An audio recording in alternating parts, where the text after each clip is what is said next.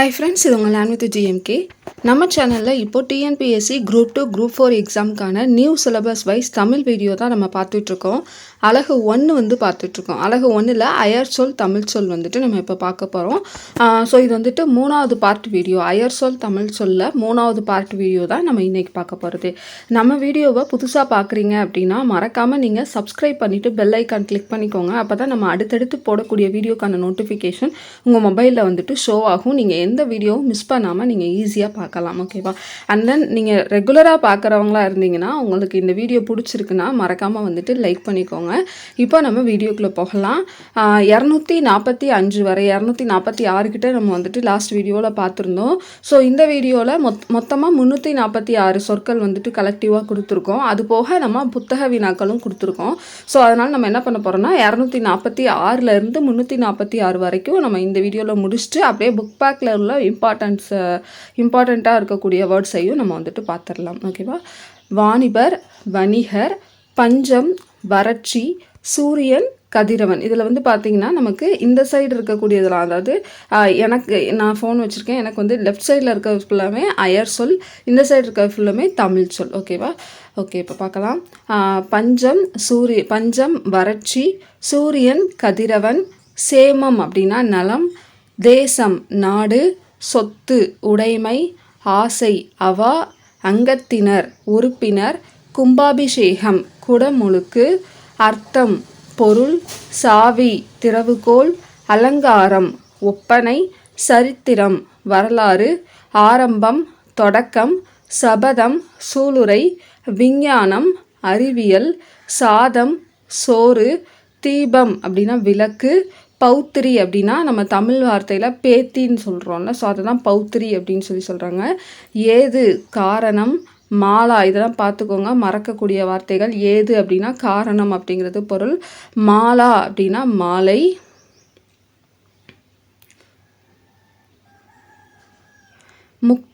முக்தர் பாஞ்சசன்யம் அப்படின்னா சங்கு வந்து பாஞ்சசன்யம் அப்படின்னு சொல்கிறாங்க. சுதர்சனம் அப்படின்னா சக்கரம், கௌமோதகி அப்படின்னா கதையை வந்து கௌமோதகி அப்படின்னு சொல்கிறாங்க. நந்தகம் அப்படின்னா வால், சாரங்கம் அப்படின்னா வில், கரம் அப்படின்னா கை அல்லது உழைப்பு அப்படின்னு சொல்லலாம். சிரம் தலை, சித்தம் மனம், அங்கத்தினர் உறுப்பினர், அதிகாரி அலுவலர், அதிபர் தலைவர், அந்நியர் அயலார், அபிஷேகம் அப்படின்னா நீராட்டு, அபூர்வம் புதுமை, அலங்காரம் ஒப்பனை, அனுமதி இசைவு, ஆபத்து இடர், ஆராதனை வழிபாடு, ஆசீர்வாதம் அப்படின்னா வாழ்த்து, லஞ்சம் அப்படின்னா கையூட்டு, லாபம் வருவாய், உத்தரவு ஆணை, உத்தியோகம் அப்படின்னா பணி, உபயோகம் பயன், கிராமம் சிற்றூர், குமாரன் அப்படின்னா மகன், சாவி திறவுகோல், நஷ்டம் இழப்பு, நாஸ்டா சிற்றுண்டி, பாக்கி நிலுவை, கஜானா கருவூலம், விஞ்ஞானம் அறிவியல், ஜனங்கள் மக்கள், நிபுணர் வல்லுனர், அன்னம் சோறு, தூரம் தொலைவு, அனுபவம் பாடு இல்லைன்னா பட்டறிவு அப்படின்னு சொல்லலாம். பரம்பரை மரபு, ஆதாரம் அப்படிங்கிறத அடிப்படை அப்படின்னு சொல்லலாம், இல்லைனா துணை அப்படின்னு சொல்லலாம். பாக்கியம் பேரு, ஆரம்பி தொடங்கு, பிரபு செல்வர், ஆனந்தம் மகிழ்ச்சி, பிரதி அப்படின்னா உதாரணம், உத்தரவு ஆணை, பிரயாணம் அப்படின்னா பயணம், புண்ணியம் நற்பயன், உதாரணம் எடுத்துக்காட்டு சான்று. அடுத்து மானியம் அப்படின்னா உதவித்தொகை, உதாரம் அப்படின்னா உதவி மனப்பான்மை, உதார அப்படின்னா அது ஒரு கேரக்டரை குறிக்கிறது, உதவி மனப்பான்மை, வாடகை குடிக்கூலி, விசாரி உசாவு அப்படிங்கிறது பொருள், தமிழில் சொல்கிறோம். உபயோகம் பயன், வித்வான் புலவர், கம்பீரம் பெருமிதம், வேகம் விரைவு, ஸ்தலம் இடம், கடாட்சம் கடைக்கண் பார்வை இல்லைன்னா அருட்பார்வை அப்படின்னு சொல்லுவோம். கடைக்கண் பார்வை இல்லைன்னா அருட்பார்வை. அடுத்ததாக சமஸ்தானம் ஆட்சி பகுதி, கல்யாணம் திருமணம், ஜீவனம் அப்படின்னா வாழ்க்கை. ஓகேவா? ஜீவனம் அப்படின்னா வாழ்க்கை. அடுத்து கிராமம் சிற்றூர், கௌரவம் மதிப்பு, சக்கரம் வட்டை அப்படின்னு தமிழில் சொல்கிறோம். சந்தர்ப்பம் வாய்ப்பு, சம்பந்தம் தொடர்பு, சாசனம் ஆவணம், சமஸ்தானம் அப்படின்னா அரசு, பிரதானம் முதன்மை, முக்கியஸ்தர் அப்படின்னா முதன்மையானவர், விஞ்ஞானம் அறிவியல், சினிமா தியேட்டர் திரையரங்கம், பஸ் அப்படின்னா பேருந்து, ப்ளஸர் கார் அப்படின்னா மகிழுந்து, ரயில் தொடர்வண்டி, கஜானா கருவூலம், இலாஹா அப்படின்னா துறை, உத்தியோகஸ்தர்னா அலுவலர், கரம் அப்படின்னா கை. ஒரு சில வேர்ட்ஸ் வந்துட்டு நமக்கு ரிப்பீட்டடாகவே இருக்குது. ஸோ அதை நீங்கள் பார்த்துக்குங்க. ஓகே, இப்போ நம்ம புத்தக வினாக்களில் வந்துட்டு எப்படி கொஸ்டின்ஸ் வரலாம், எந்த மாதிரிலாம் நமக்கு புக்கில் கொடுத்துருக்காங்க, அதிலிருந்து முக்கியமான வேர்ட்ஸ் வந்துட்டு நம்ம பார்க்கலாம். பின்வரும் பத்தியில் இடம்பெற்றுள்ள பிறமொழி சொற்களுக்கு நிகரான தமிழ் சொற்களை எழுதுக. இந்த மாதிரி வந்துட்டு கேட்கலாம். இல்லைன்னா நம்மளுக்கு சென்டென்ஸ் மாதிரி கொடுத்துட்டு அந்த சென்டென்ஸில் இருக்கிறதுக்கு கேட்கலாம். ஓகேவா? இப்போ ரொம்ப வீக்கு அப்படின்னா நிரம்ப சபலம் அப்படின்னு சொல்லிட்டு அர்த்தம். ஓகேவா? தமிழில் வந்துட்டு நம்ம நிரம்ப சபலம் அப்படின்னு சொல்கிறோம். ஆதார ருசிகள் அடிப்படை சுவைகள் அப்படிங்கிறது. காப்பி அப்படிங்கிறத நம்ம தமிழில் குழம்பி சொல்லலாம், கோப்பி சொல்லலாம், இல்லைனா கொட்டை வடிநீர் அப்படின்னு சொல்லி சொல்கிறாங்க. சேவரி அப்படின்னா கார சுவையுண்டி அப்படிங்கிறது தமிழில் சொல்கிறோம். டேஸ்ட் அப்படின்னா சுவை, ருசிகள் சுவைகள், சராசரி அப்படின்னா ஏறத்தாழ தமிழில், அலட்டல் அப்படின்னா மிகைப்படுத்தி சொல்லுதல், எக்ஸ்ப்ரெஷன் அப்படின்னா விளைவுகள். அடுத்ததாக வாசனை அப்படிங்கிறது நம்ம நறுமணம் அப்படின்னு சொல்கிறோம். அடுத்ததாக அல்வா அப்படிங்கிறத இனிப்பு களி அப்படின்னு தமிழில் சொல்கிறாங்க. ஐஸ்கிரீம் பனிக்குலைவு, ரசிக்க அப்படின்னா கலிக்க, ஜில்லென்று அப்படின்னா குளிர்ச்சி என்று, கற்பூர வாசனை இது வந்து சூடம் நறுமணம் அப்படின்னு சொல்லி சொல்கிறோம். பெப்பர்மெண்ட் வாசனையை வந்து புதினா சுவையுள்ள மிட்டாய்கள் அப்படின்னு சொல்லி சொல்கிறாங்க. மஸ்க் அரபு சேக் சென்ட், அப்படிங்கிறது ஆண்மானிலிருந்து எடுக்கப்பெற்ற வாசனை திரவியம். ஓகேவா? ஆண்மானிலிருந்து எடுக்கப்பட்ட வாசனை திரவியம் அப்படின்னு சொல்கிறோம். ஈத்தர் அப்படிங்கிறது தீப்பற்றக்கூடிய ஒரு பொருள். பெட்ரோல் வாசனை வந்து கண்ணெய் அப்படின்னு சொல்லி சொல்கிறாங்க. அமில வாசனையை காடிப்புளியம் அப்படின்னு சொல்லி சொல்கிறோம். ஓகேவா? இதெல்லாம் பார்த்துக்கோங்க, நல்லா பார்த்துக்கோங்க. எல்லாமே டிஃபரெண்ட்டாக இருக்குது மேக்ஸிமம். அமில வாசனையை காடிப்புளியம். அடுத்து பிறமொழி கலப்பின்றி பேசுக. இந்த மாதிரி மேக்ஸிமம் கொடுக்க வாய்ப்பு இருக்குது. எங்கள் ஸ்கூலில் சுற்றுலா கூட்டிகிட்டு போகிறாங்க. இதில் ஸ்கூல் அப்படிங்கிறது பள்ளியில் அப்படின்னு சொல்லி நம்ம எழுதணும். பள்ளியில் சுற்றுலா கூட்டிகிட்டு போகிறாங்க. பெற்றோரிடம் பெர்மிஷன் லெட்டர் அனுமதி கடிதம் அப்படிங்கிறது. அடுத்து மார்னிங் நாஸ்டாவுக்கு அதாவது காலை சிற்றுண்டிக்கு. ஹோட்டல் அப்படிங்கிறது நம்ம உணவு விடுதி இல்லைனா உணவகம் அப்படின்னு சொல்லி சொல்லலாம். ஓகேவா? அடுத்ததாக சாப்பிட்டான் அப்படின்னு வரக்கூடாது, உண்டான் அப்படின்னு சொல்லிட்டு வரணும். அவ்வளோதான். அடுத்ததாக பாருங்கள், பிறமொழி சொற்களை பயன்படுத்துகையில் துணை வினைகளை சேர்க்கிறோம். பிறமொழி சொற்களை தமிழ் சொற்களாக மாற்றி ஏற்ற துணை வினைகளை இட்டு எழுதுக. காலையில் எழுந்து விட்டால், அதாவது எழுந்து இந்த மாதிரி மட்டும் கொடுத்துருக்காங்க. மார்னிங் எழுந்து அப்படின்னு சொல்லி கொடுத்துருக்காங்க. ஸோ நம்ம துணை வினையான அந்த எழுந்து விட்டால், முடித்தால், முடின்னு மட்டும் கொடுத்துருப்பாங்க, முடித்தால் அந்த மாதிரி வந்துட்டு நம்ம போட்டு எழுதுகிறோம். காலையில் எழுந்து விட்டால், ப்ரெஷ் பண்ணின்னு இருக்கா, அதுக்கு பல் துலக்கி முடித்தால். அடுத்ததாக யூனிஃபார்ம் போட்டு ஸ்கூலுக்கு போனால் அப்படின்ட்டுருக்கு. ஸோ அதை வந்து என்னென்னா யூனிஃபார்முக்கு சீருடை அணிந்து கொண்டால், ஸ்கூலுக்கு போனால் அப்படிங்கிறது பள்ளிக்கு புறப்பட்டு போனால் அப்படின்னு சொல்லிட்டு நம்ம அந்த வினைகளை சேர்த்து நம்ம வந்துட்டு கொடுத்துருக்கக்கூடிய சிம்பிளான சென்டென்ஸை நம்ம ஃப்ரேம் பண்ணுற மாதிரி இருக்குது. அடுத்ததாக கீழ்காணும் பகுதியை படித்து பார்த்து பிறமொழி சொற்களை கண்டறிந்து தமிழ் படுத்துக. ஸோ இது கொடுத்துட்டாங்க. நம்ம இதில் உள்ள பிறமொழி சொற்களை வந்துட்டு எடுத்து இங்கே எழுதியிருக்கோம். ஓகேவா? ஸோ ரெண்டையும் சேர்த்து பார்க்கறனா இப்போ வந்து சர்க்கார் அப்படின்னா நம்மளுக்கு வந்துட்டு அரசு அப்படிங்கிறது தான் சம்பளம் அப்படின்னா ஊதியம், ஜீவன் அப்படின்னா வாழ்வு. ஸோ இந்த மாதிரி நம்ம மேக்ஸிமம் பார்த்திங்கன்னா அந்த மேலே உள்ள வார்த்தைகளை வச்சு நம்ம வந்துட்டு இது பண்ணிக்கலாம். ஓகே, அடுத்ததாக வந்துட்டு பிறமொழி சொற்களை கண்டறிந்து எழுதுக. சென்டென்ஸ் வந்து நம்மளுக்கு கொடுத்துருந்தாங்க. அந்த சென்டென்ஸில் பிறமொழி சொல் எது அப்படிங்கிறத மட்டும்தான் என்னென்னா கண்டுபிடிக்க சொல்லியிருக்காங்க. ஸோ இதில் பிறமொழி சொல் அப்படின்னு பார்த்தோன்னா நமக்கு அர்ஜுனன், தர்மம், நிர்வாகி, கற்பூரம், கர்மம், அடுத்து பார்த்திங்கன்னா வர்ணம், சர்ப்பம், அடுத்து வந்து அர்ச்சனை, இது எல்லாமே வந்து நமக்கு பிறமொழி சொல் தான். ஓகேவா? அடுத்த அர்த்தம், இது எல்லாமே நமக்கு பிறமொழி சொல் தான். அடுத்ததாக பிறமொழி சொற்களை நீக்கி உரிய தமிழ் சொற்களை எழுதுக அப்படின்னு கொடுத்துருக்காங்க. இதில் பாருங்கள், சுயதொழில் அப்படிங்கிறது பிறமொழி சொல். அதுக்கு வந்து தன் தொழில் அப்படின்னு தான் போடணும். அடுத்ததாக வந்துட்டு லாபம், லாபம் அப்படின்னு போடக்கூடாது, வருவாய் அப்படின்னு போடணும். அதிகம் அப்படின்னு போடக்கூடாது, மிக்க. ஓகேவா, மிக்க, மிக அப்படி போடலாம். அடுத்து விஞ்ஞானி, அறிவியல், அறிவியல் அறிஞர். ஓகேவா, அறிவியல் அறிஞர். அடுத்ததாக வந்துட்டு மற்றெல்லாம் ஓகே.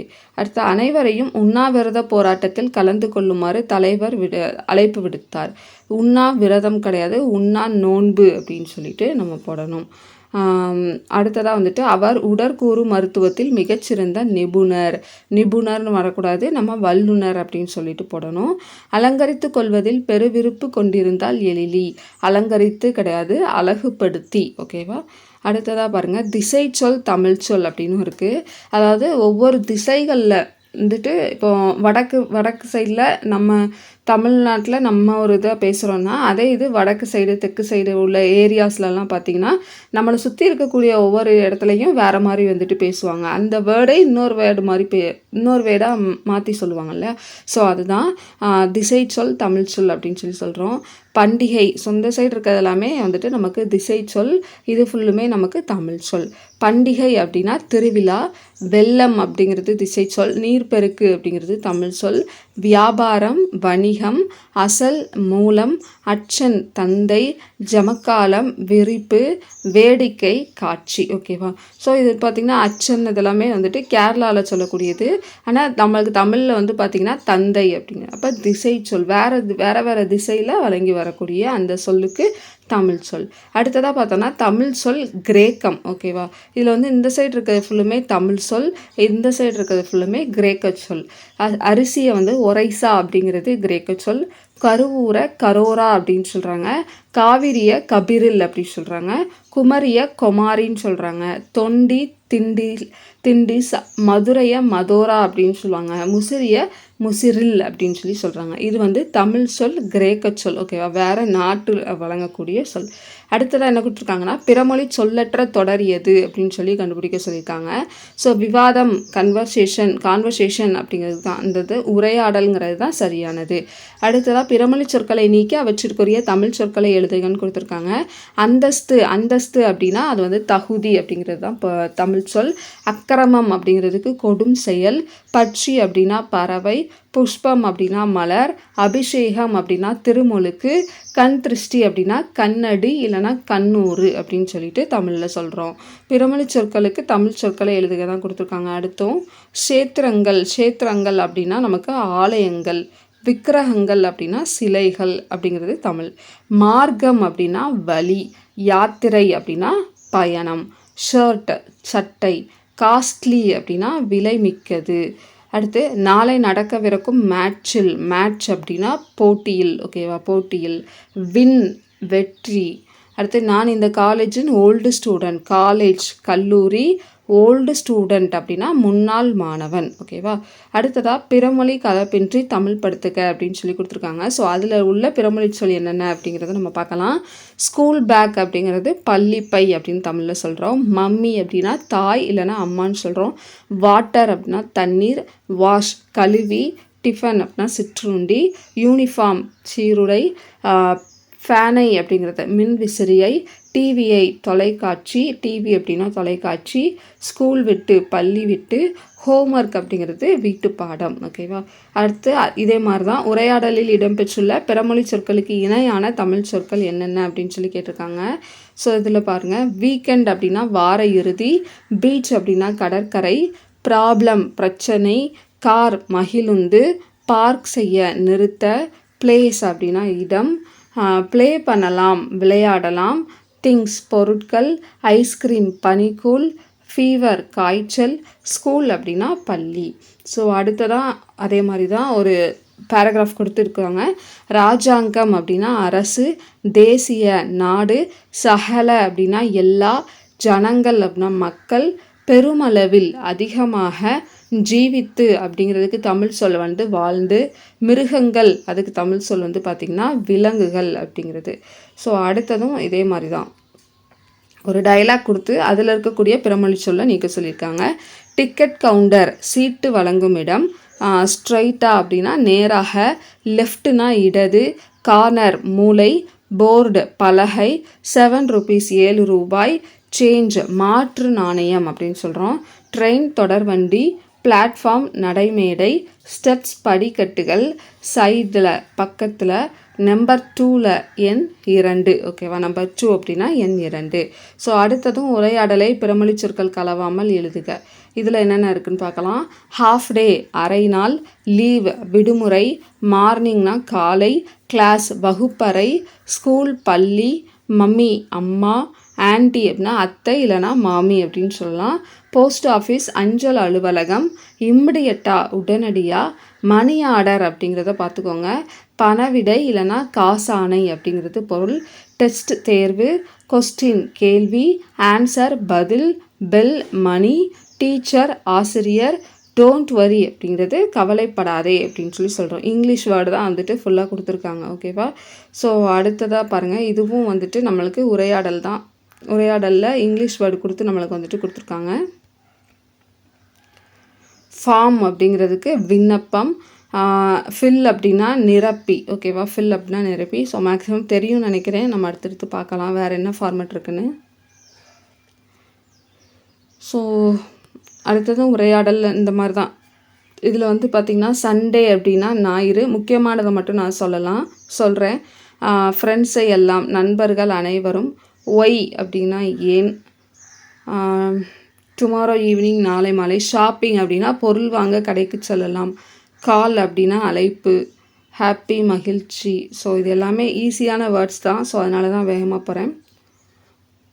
லேட்டாக தாமதமாக, டிராஃபிக் ஜாம் போக்குவரத்து நெரிசல், டிக்கெட் அப்படின்னா சீட்டு, 10:30க்கு 10:30 மணிக்கு, ரிசர்வ் அப்படின்னா ஒதுக்கீடு. ஓகேவா. ஸோ அந்த மாதிரி ஈஸியானதாக தான் இருக்குது. அதனால் நான் கொஞ்சம் ஸ்கிப் பண்ணிட்டேன். ஓகேவா. இப்போ நம்ம அடுத்தது வந்து என்னென்னா, நாளைக்கு வீடியோவில் நம்ம பெயர் சொல் பற்றி பார்க்க போகிறோம். பெயர் சொல் வினைச்சொல் கொடுத்துருப்பாங்க. நாளைக்கு நம்ம வீடியோவில் பெயர் சொல் பற்றி பார்க்கலாம். வீடியோ பிடிச்சிருந்துச்சுன்னா உண்மையிலே லைக் பண்ணிக்கோங்க. கொஞ்சம் லாஸ்ட்டு கொஞ்சம் போரிங்காக போயிருக்குன்னு நினைக்கிறேன். ஏன்னா எல்லாத்தையும் கவர் பண்ணிடலாம் அப்படின்னு நினச்சிட்டு தான் சரி ரீட் பண்ணிடலாம் அப்படிங்கிறனால தான் நான் வந்துட்டு பார்த்து ரீட் பண்ணேன். ஏன்னா சில வேர்ட்ஸ் வந்துட்டு நமக்கு தெரியாத வேர்ட்ஸாக இருக்கலாம். அதனால தான். ஓகே, நம்ம அடுத்த வீடியோவில் பார்க்கலாம் பெயர் சொல். ஓகேவா. தேங்க்யூ.